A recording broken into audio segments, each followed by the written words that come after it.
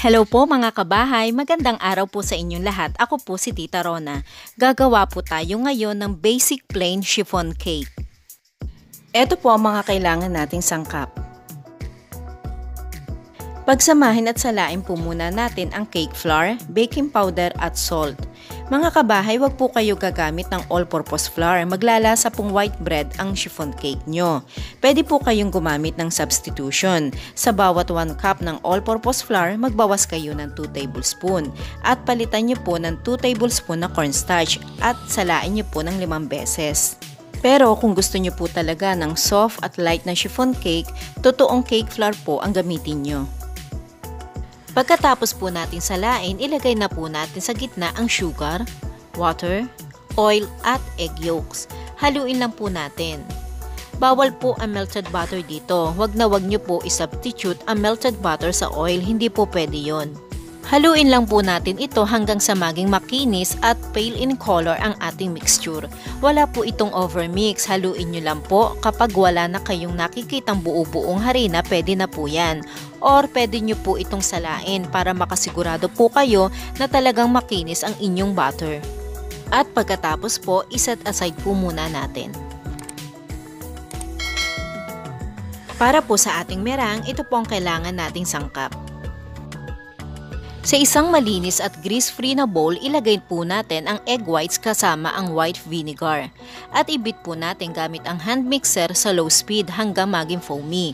Siguraduhin nyo po na walang nakasama na kahit konting egg yolks ang ating egg whites.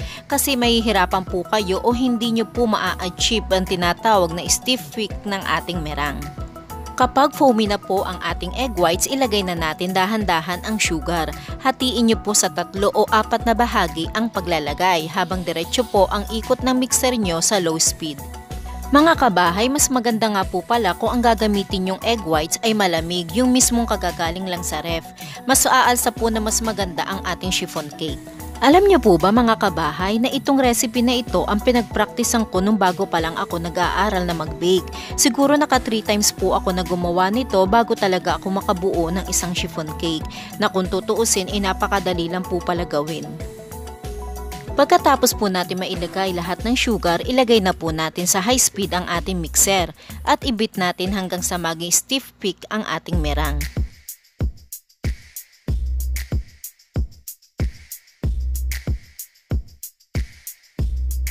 I-fold na po natin ang butter mixture at merang.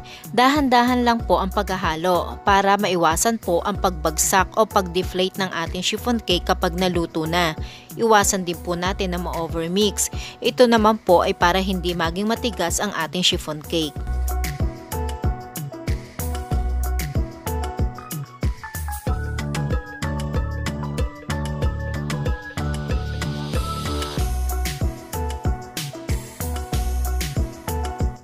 At pagkatapos po natin maihalo, ibuhos na po natin sa 10x4 na tube baking pan at haluin po natin gamit ang malinis na wooden skewer para matanggal ang hangin na nasa loob ng ating cake batter.